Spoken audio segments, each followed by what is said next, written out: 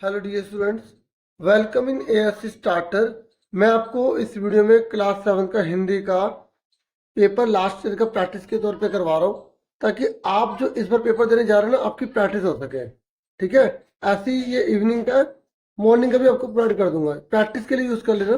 ठीक है, तो इसको तो मैं पूरा आंसर कैसे समझाऊंगा, हमारे पास इसके आंसर की भी ऑफिशियल। ठीक है, तो और समझने में आसानी रहेगी। ठीक है, देखिए सबसे पहले जो खंड आ है ना आपका, वो पैसेज के रिगार्डिंग रहेगा। आपको पैसेज को ध्यान से पढ़ना है और उसके बाद इन प्रश्नों के आंसर देने हैं। तो सबसे पहले हम पैसेज को बहुत आराम से पढ़ेंगे। देखो, पैसेज को ना बिल्कुल आराम से पढ़ा करो, जैसे मैं पढ़ के बता रहा हूँ आपको। बच्चे ना पैसेज में जल्दबाजी कर देते हैं, फिर गलत आंसर कर देते हैं। ध्यान सुनना। किवाड़ केशव ने खोला था, ठीक है, लेकिन श्यामा ने माँ से यह बात नहीं कही। उसे डर लगा कि भैया पिट जाएंगे। वह बड़ा ख्याल रखती है। केशव दिल में कांप रहा था कि कहीं श्यामा कह ना दे अंडे ना दिखाए थे। इससे अब उसकी श्यामा पर विश्वास ना था। देखो, उसने अंडे नहीं दिखाए थे ना, मना कर दिया था भाई ने, तो उसे लग रहा था कि अब कोई बदला ना ले ले बहन और मुझे पिटवा ना दे। ठीक है, बिल्कुल ऐसे एनालाइज करके एक लाइन को पढ़ना। ठीक है, इसलिए श्यामा पर विश्वास नहीं था। श्यामा सिर्फ मोहब्बत के मारे चुप थी, या इस कसूर में हिस्सेदार होने की वजह से। अब श्यामा ने क्यों नहीं बताया माँ को? या तो उसे प्यार था अपने भाई से, या उसे ये डर लग रहा था कि भाई हिस्सेदार तो मैं भी हूं ना, मुझे भी माँ मारेगी। तो आप बताओ क्या हुआ होगा, क्या सोचा था उसने? इसका फैसला नहीं किया जा सकता। शायद दोनों ही बातें थी। माँ ने दोनों को डांट पटक कर फिर कमरे में बंद कर दिया, और आप धीरे धीरे उन्हें पंखा झलने लगी। ठीक है, सुन रहे हो? माँ ने बंद करा और आप मतलब माँ दोनों को पंखा चल रही है। पहले फैन तो लगे नहीं होते थे, बिजली थी नहीं। अभी सिर्फ 2 बजे थे, बाहर तेज लू चल रही थी। अब दोनों बच्चों को नींद आ गई थी। 4 बजे यकजक श्यामा की नींद खुल गई। ठीक है, किवाड़ खुले हुए थे उनका, अरे किवाड़ तो खुले हैं। वह दौड़ी हुई कार्निस के पास आई और ऊपर की तरफ ताकने लगी। टोकरी का पता न था। संयोग से उसकी नजर नीचे गई और वह उल्टे पांव दौड़ती हुई कमरे में जाकर जोर से बोली, भैया अंडे तो नीचे पड़े हैं, बच्चे उड़ गए। एक्चुअल में अंडे तो उड़ गए थे ना। चलो वो तो, चलो हमें पैसे पढ़ने उसको देखना है। अब पहला क्वेश्चन है, गद्यांश के अनुसार केशव दिल में क्यों कांप रहा था? बताओ। नींद न आने से, श्यामा बताना दे, कमरे में बंद करने से, या छत पर जाने से? बताओ। श्यामा बताना थे, है ना, कि भाई उसने खोला है। तो इस तरीके से इसका आंसर खा आ जाएगा। ये आप आंसर देख सकते हो। देखा, हमने बिल्कुल आराम से पढ़ा था, हमें पता लग गया इस बच्चे ने गलत करा होगा, जो लास्ट ईयर का बच्चा। ठीक है, तो श्यामा बताना थे। फिर गद्यांश में किवाड़ किसने खोला था? बताओ। तो केशव ने खोला था ना। हाँ, और ये बात श्यामा को पता थी, यस या नो? पता थी, तो ये आंसर आ गया मैम। ठीक है, तो ये आंसर देख लो। ठीक है, उसके बाद नेक्स्ट क्वेश्चन है, निम्नलिखित काव्यांश को ध्यानपूर्वक पढ़िए और पूछे गए प्रश्नों के उत्तर लिखिए। वह चिड़िया जो चोंच मारकर दूध भरे चुंडी के दाने रुचि से रस से खा लेती है, वह छोटी संतोषी चिड़िया नीले पंखों वाली मैं हूं, मुझे अन्न से बहुत प्यार है। वह चिड़िया जो कंठ खोलकर बूढ़े वन बाबा की खातिर रस उड़ेल कर गा लेती है, वह छोटी मुंह बोली चिड़िया नीले पंखों वाली मैं हूं, मुझे विजन से बहुत प्यार है। तो हमने पढ़ लिया, बिल्कुल एक एक लाइन आराम से पढ़ी। अब देखते हैं क्वेश्चन। काव्यांश के अनुसार चिड़िया किसके लिए रस उड़ेल कर गा लेती है? देखो, अगर आपको ये याद नहीं हुआ तो ये लाइन ढूंढो, रस उड़ेल कर गा लेती है, काव्यांश के अनुसार कौन सा आंसर ठीक है? तो वैसे तो हमें पता है, बूढ़े वन बाबा, ये लिखा, बूढ़े वन बाबा की खातिर रस उड़ेल कर गा लेती है। तो आपको, जैसे मैंने आपको कि सर यहाँ पे तो आपने क्वेश्चन पढ़ा, आपने सीधा आंसर बता दिया, हमें ढूंढना ही नहीं पड़ा। पर कई बच्चे के सर हमें, मुझे लाइन याद ही नहीं थी, तो आप ढूंढ भी सकते हो। पैसिव तो स्कोरिंग है। ठीक है, क्लियर हो गया? उसके बाद तो पहले का आंसर क्या आ गया? बूढ़े वन बाबा। आंसर देख लेते हैं।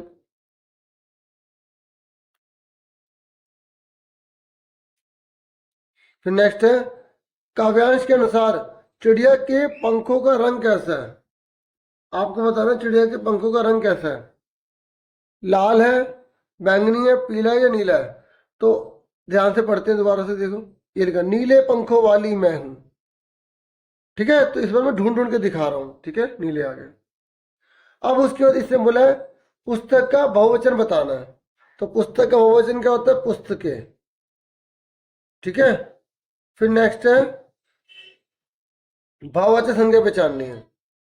तो भाववाचक संज्ञा क्या होगी? प्यास। क्योंकि देखो फूल जो है वो कौन सी संज्ञा पता है? जातिवाचक, क्योंकि बहुत सारे फूल होते हैं। दीपक ये नाम है किसी का, और जब किसी का कोई नाम होता है वो व्यक्तिवाचक संज्ञा होती है। आगरा शहर का नाम है, तो ये भी व्यक्तिवाचक, ये भी व्यक्तिवाचक, ये व्यक्तिवाचक, ये जातिवाचक और ये भाववाचक। पता मैं क्यों बता रहा हूँ? कहीं और क्वेश्चन आए तो आप कर तो लोगे। क्या भाववाचक बोला है, इस बार आपके जातिवाचक पूछ सकता है ना, व्यक्तिवाचक पूछ सकता है, या इसके अलावा भी ग्रामर आ सकती है जो आपके सिलेबस में लिखी है।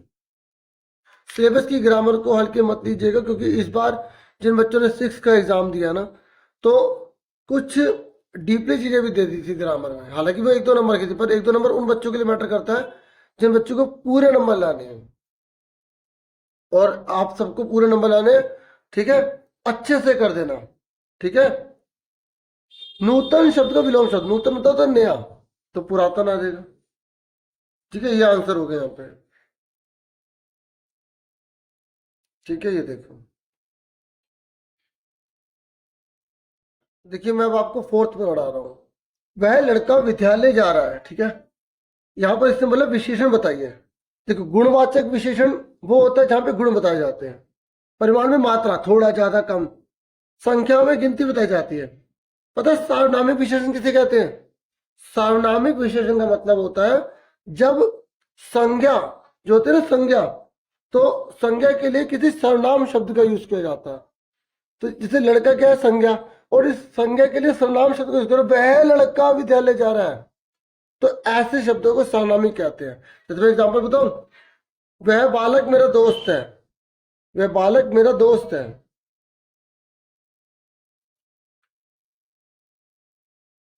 तो ये जो वह आया ना, वह ये सार्वनामिक विशेषण कहलाएगा। मैंने बोला इस लड़के, तो इस संज्ञा के लिए सर्वनाम शब्द का यूज हो रहा है। तो जब किसी संज्ञा के लिए सर्वनाम का यूज किया जाता है ना, तो उसको हम सार्वनामिक विशेषण कहते हैं। जैसे मैंने बोला किसी डॉक्टर ने इस दवाई के बारे में नहीं बताया, तो ये जो किसी है ना, ये डॉक्टर के लिए यूज हुआ है। उसके बाद है 6 क्वेश्चन, आपको इसको पढ़ के आंसर बताने हैं। मिठाई वाला पाठ में मूली बेचने वाले को रोहिणी के मोहल्ले में आए कितने महीने बीत गए थे? बताओ। 8 महीने, है ना। यहाँ पर आंसर देख लो, जिसने चैप्टर पढ़ा वही कर पाएगा। पापा खो गए पाठ में आसमान में गड़गड़ाती बिजली किस पर आ गिरी?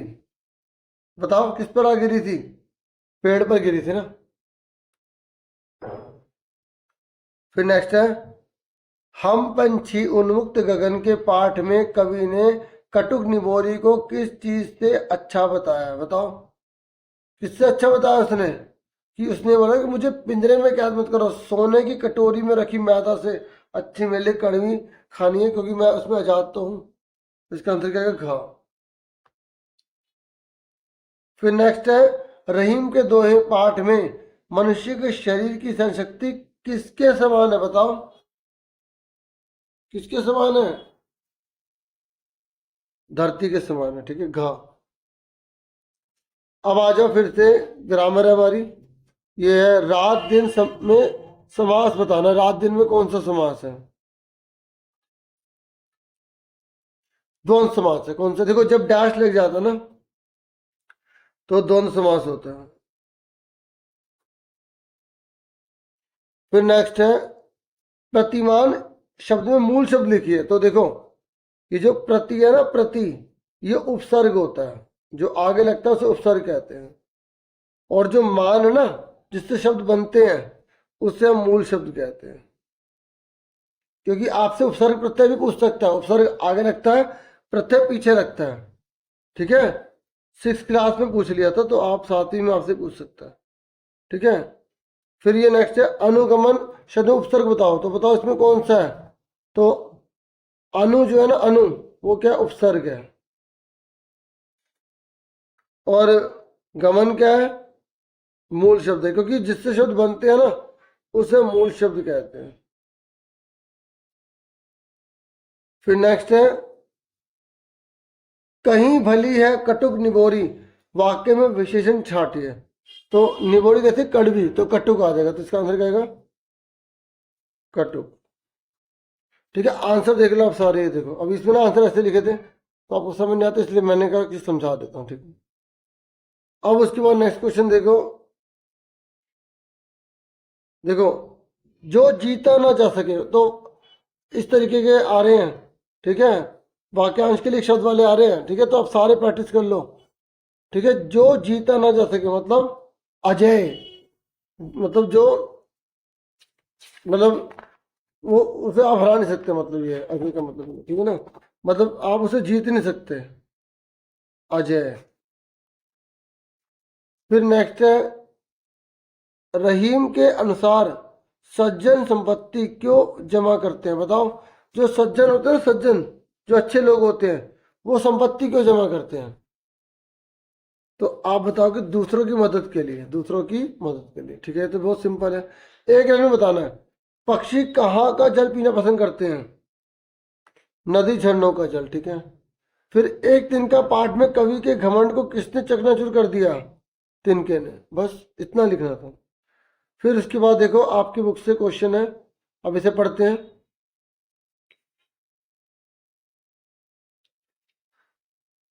क्वेश्चन नंबर 10वां है, पापा खो गए पाठ में कौन प्रतिदिन दूसरों की चिट्ठियों को पढ़ता है? बताओ, कौन पढ़ता है? सिर्फ लेटर बॉक्स है। देखो कितना आसान था।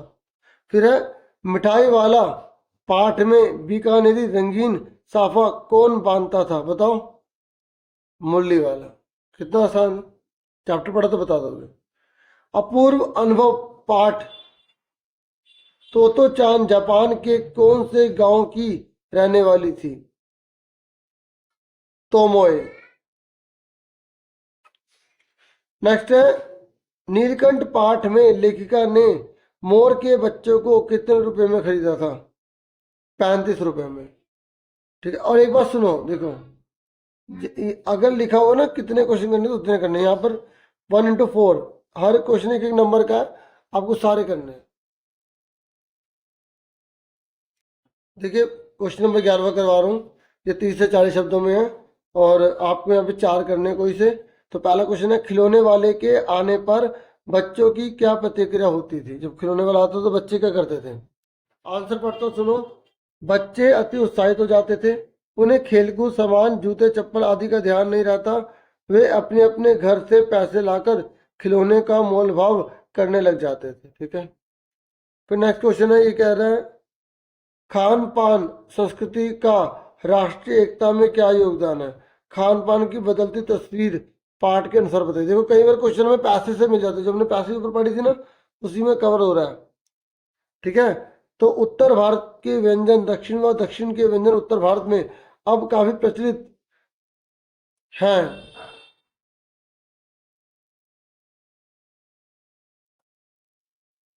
इससे लोगों के बीच मेल जोल भी बढ़ता जा रहा है, जिससे राष्ट्रीय एकता को बढ़ावा मिलता है। बना बना के लिख सकते थे आप। फिर नेक्स्ट क्वेश्चन है, देखो ये कह रहा है, नीलकंठ पाठ में लेखिका को नीलकंठ की कौन कौन सी चेष्टाएं बहुत भाती है? अगर जैसे 3 नंबर का 3 पॉइंट बता दोगे तो और अच्छा रहेगा, पॉइंट्स में बता दोगे तो। अब बताओ नीलकंठ की क्या विशेषता है? पहला, गर्दन ऊंची करके देखना, नंबर 1 पॉइंट में डाल देना। दूसरा नंबर लिख देना, विशेष भंगिमा के साथ गर्दन नीची कर दाना चुगना। तो ये कह रहे हैं कि अगर बच्चे ने 2 पॉइंट बताया तब भी उसे पूरा नंबर दे दो। ठीक है, तो ये पानी पीना, गर्दन को टेढ़ी करके शब्द सुनना, तथा मेघों की गर्जना ताल पर उसका इंद्रधनुष से गुच्छे जैसे पंखों को मंडलाकर बनाकर तन में नृत्य करना।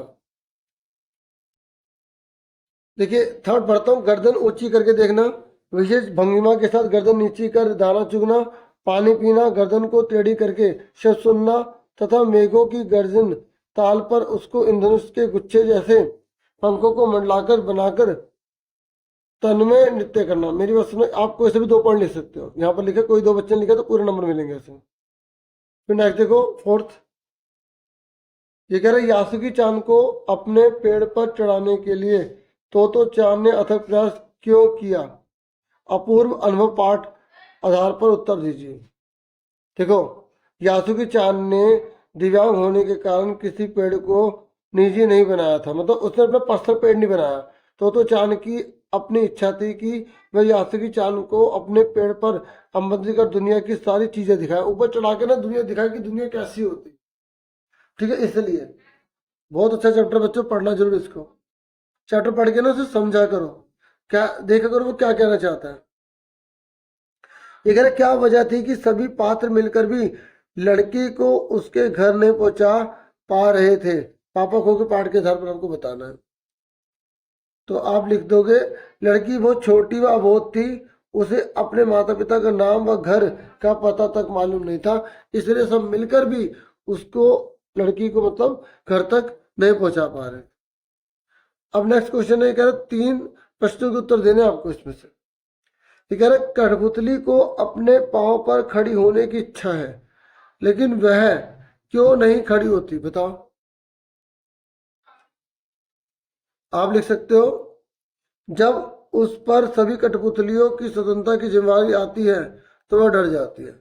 उसे ऐसा लगता है कि कहीं उसका उठाया गया कदम सबको मुश्किल में न डाल दे, इसलिए ऐसा होता है।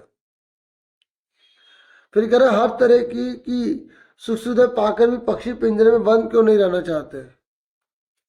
क्योंकि उन्हें आज़ादी प्रिय है ना, जैसे हमें आज़ादी प्रिय है। अगर हम एक कमरे में कई दिन बंद रहे तो फिर हम रह पाएंगे? नहीं रह पाएंगे ना। हर किसी को आज़ादी प्रिय होती है, इसलिए हमें किसी को कैद नहीं करना चाहिए, उन्हें खुला छोड़ना चाहिए। विश्वास रखो, विश्वास बनाओ, ताकि वो उड़कर वापस आए।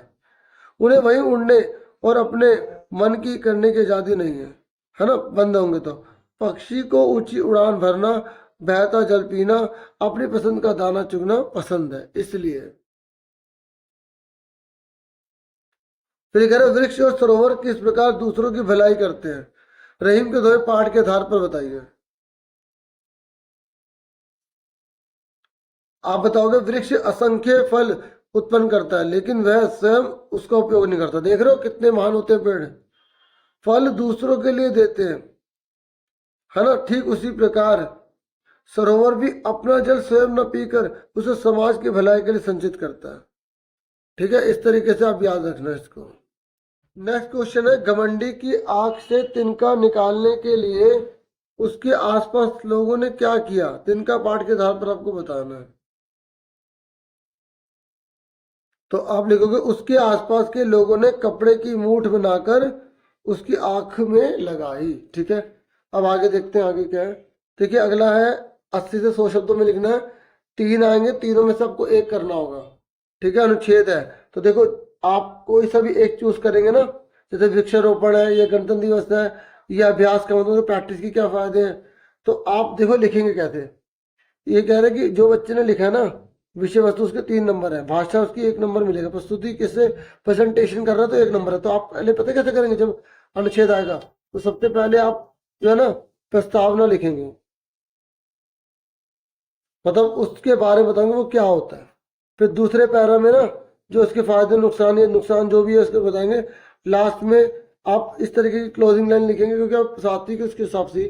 ठीक है, जैसे उपसंहार होता है ना, समरी होती है, तो वैसे जो भी आप उसमें आप क्या समझे हो या क्या आप इसमें बताना चाहते हो तो वो लिख देंगे। नहीं समझ आता तो सीधा एक पैरा में लिख के काम खत्म करना। ठीक है, ठीक है। बाकी जिसको थोड़ा बहुत समझ में आएगा ऐसे 3 पार्ट में लिख देगा, थोड़ा प्रेजेंटेशन अच्छी हो जाएगी। ठीक है, फिर उसके बाद ये पत्र है। ठीक है, तो मैं आपको पत्र की एक वीडियो दे दूंगा, आप देख लेना औपचारिक अनौपचारिक पत्र कैसे लिखना है। ठीक है, तो अपनी चचेरी बहन के विवाह समारोह में गांव जाने के लिए अवकाश हेतु विद्यालय के प्रधानाचार्य को पत्र लिखना है। तो विद्यालय को आया है। दूसरा, विद्यालय के स्वतंत्रता दिवस कार्यक्रम के बारे में जानकारी देते हुए अपने छोटे भाई को पत्र लिखो कि भाई विद्यालय में कैसे कैसे मनाया जाता है। देखो एक जो है ना आपके एग्जाम में ऑफिशियल नॉन ऑफिशियल मतलब औपचारिक अनौपचारिक आ सकता है, तो आपको पैटर्न सीखना है। तो पत्र वाली वीडियो देख लेना। आप लिखना हिंदी, यूट्यूब पे लिखना हिंदी पत्र।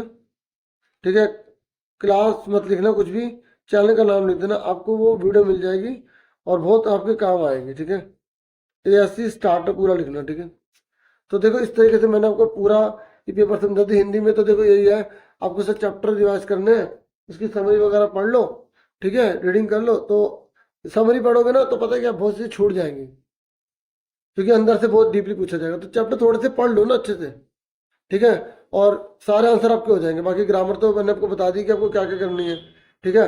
आपको संज्ञा, सर्वनाम, विशेषण, उसके भेद अच्छे से कर लेने हैं। आपको समास अच्छे से कर लेना है, समास, ठीक है। समास के सारे भेद मत करना, द्वंद दे रखा तो द्वंद ही कर लो, क्योंकि आपके सिलेबस में द्वंद है, ठीक है। और बाकी थोड़ी जो छठी क्लास की चीजें, जैसे व्यंजन क्या होता है, व्यंजन के कौन कौन से भाग होते हैं, स्वर क्या होता है, स्वर के कौन से भाग होते हैं, थोड़ा सा एक्स्ट्रा कर लेना। प्रत्यय उपसर्ग वगैरह कर लेना, ठीक है। बाकी जो विलोम से लिंग बदलो, वचन बदलो, ये तो आपको पता ही है। और जैसे जो कभी बूढ़ा ना हो, अजर, इस तरीके के जो पूरा सेंटेंस के लिए एक शब्द लिखा जाता है, उसकी प्रैक्टिस अच्छे से कर लेना, ठीक है। पत्र निबंध कोई सा भी आ सकता है, आप पैटर्न सीखो और अच्छे से बना बना के लिख देना, छोड़ के बताना कुछ भी। इतना ही था इस वीडियो में। वीडियो को लाइक करके सब्सक्राइब करना मत भूलना। Thank you for watching and listening carefully. Take consult student.